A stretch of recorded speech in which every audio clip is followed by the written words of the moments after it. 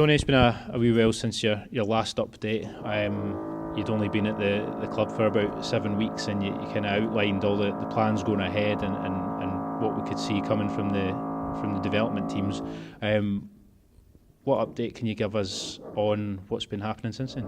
Yeah, so I think in the last update that I gave, I spoke mainly about just getting the foundations in place in terms of the right number of staff to help to take us forward. So I'm really pleased that those kind of foundations are in place now, and we can start moving forward and moving the academy forward in the direction in terms of when we talk about things on the pitch now. I think all the off-field stuff is now there for them. So, for example, all the games are now filmed, they're now tagged, so the players are getting individual clips. We're able to have weekly meetings with both of the squads now to do analysis on both their individual performance, the collective team performance from the last games.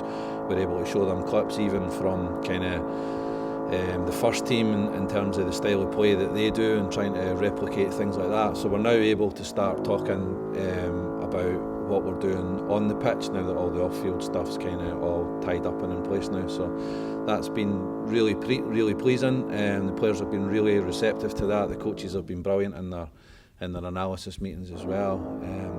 I think next stage in that kind of space, we're working on a kind of curriculum type thing for the academy, if you like. I mean, it's not as detailed as what they're going to do in every minute, every session, but it starts to build on what style of play we want a Falkirk academy to look like, and how do we implement that, and over the course of a season what are the different types of things that we would need the young players to work on in order to have that clear identity, if you like, of what a Falkirk academy team looks like. And obviously that has to then, for the older players and under 18s, that has to kind of go hand in hand with how the first team play, so that if any of them are fortunate enough to kind of make that transition towards that, then the style of plays are similar. So that's kind of where we're concentrating our efforts on now.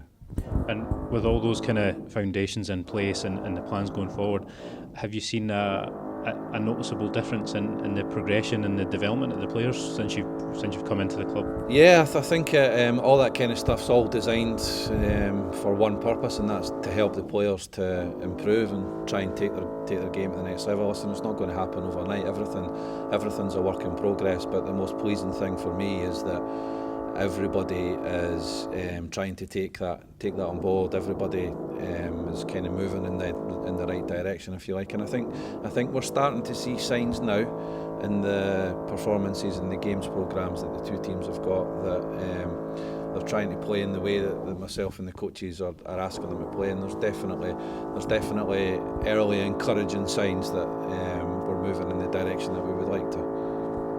And last time you spoke to us about the setting up of a new team, hoping to get it started in January. How is that work going towards getting that started in a couple of months' time? Yeah, so the recruitment team, Craig Hamilton's done an absolutely tremendous job in identifying talented young players out there that are coming into the programme now for us to consider to be part of that under-16 squad. So they've now played 2 games now, got another game lined up for this week, so it's kind of really accelerating now as we move towards the end of the year. So I'm actually really quite excited about that squad. It's very encouraging early signs for them, and looking forward to seeing how they do come January when they become Falkirk players. And in terms of becoming Falkirk players, are there quite a lot of players there in our ranks who you think would probably be able to make the cut? Is there a lot of promising signs there? So listen, as you know, it's not easy to go from being a youth player to a first team player. That's a very, very difficult step. What I would say is there's been 2 or 3 bounce games that the first team have played over the last couple of months. We've had probably at different stages half a dozen of the under 18 players involved in some shape or capacity in those games, and they've all acquitted themselves really well. And that's all you can ask, is that, you know, if you're given the opportunity, you go and be the best version of you, acquit yourself as well as you possibly can, and that's all you can ask, and then, you know, take it from there. But in terms of that, it's fantastic that the manager's given 5 or 6 of them, that opportunity to be in and around that kind of environment, and they've all been accredited themselves. Yeah, I was just about to move on to that with the management team, John and Paul, being really keen to give these youngsters a chance. Does that make your job and everyone else's job running the development teams a lot easier? I think it certainly makes the club a more attractive proposition for a young player when they can see that there's a potential pathway there. You know, I've said it numerous occasions that we're very fortunate that the manager and Paul are willing to give young players the opportunity and willing to work with them. And the first stage of that is those that have been involved in these bounce games that we've had recently. So the future's there for them if they can keep up their level of performance. Tony, just wanted to ask you as well about the under-18s with a terrific result in the Scottish Youth Cup, coming from behind against Montrose. Tell us about that one. Yeah, so that was a foggy Friday night up in Montrose, and they found themselves 2-0 down with 20-25 minutes to go and heading out the cup really, and they showed terrific spirit and a terrific willingness to win the match, and managed to get back to 2-2 in normal time, and then the last kick of the ball in extra time to win 3-2 and get themselves into the next round of the cup, which was fantastic for them. As you can imagine, there were jubilant scenes in the dressing room at the end of the game, and deservedly so. You know, young players who play academy football give up a lot in terms of, you know, some of their friends will be playing grassroots football and they'll be playing for league titles and they'll be playing for Scottish Cups and that kind of thing, and you know, to come and play academy football, you kind of give that up a little bit. So it's great that they've got this opportunity to play in a cup. It's great that they were able to experience the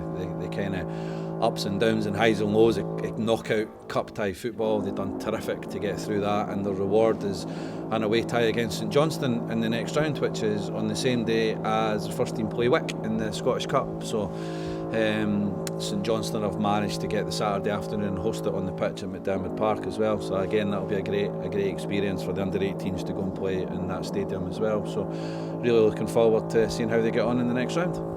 And just finally, going forward, what plans have you kind of laid out to go and take the development squads to that next level?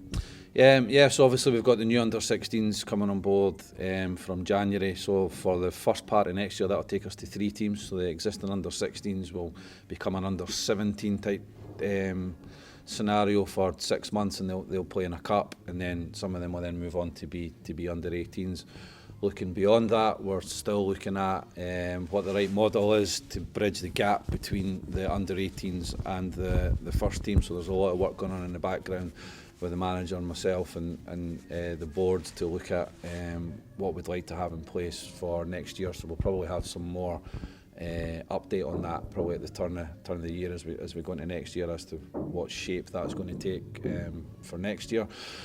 And really after that, it's about just pushing forward and trying to just make sure everything that we've got is the best that it possibly can be, and we try and give the young players all the support and all the tools that they need to try and kick on and become full-time professional football players. Right, Tony, thank you very much, and look forward to the next update. Thank you.